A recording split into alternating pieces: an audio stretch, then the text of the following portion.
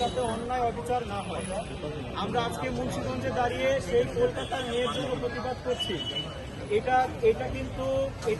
এটা কিন্তু যে আমরা দূর থেকে দাঁড়িয়ে করছি তা না, কারণ আমরা নীতিগত দিক থেকে সবাই এক।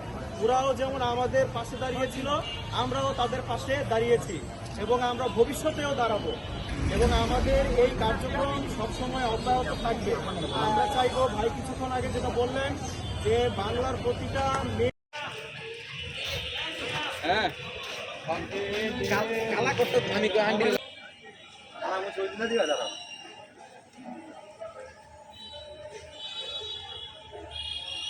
লক্ষ্য রাখতে হবে যে নারী এবং পুরুষ সমান অধিকারের দাবিদার।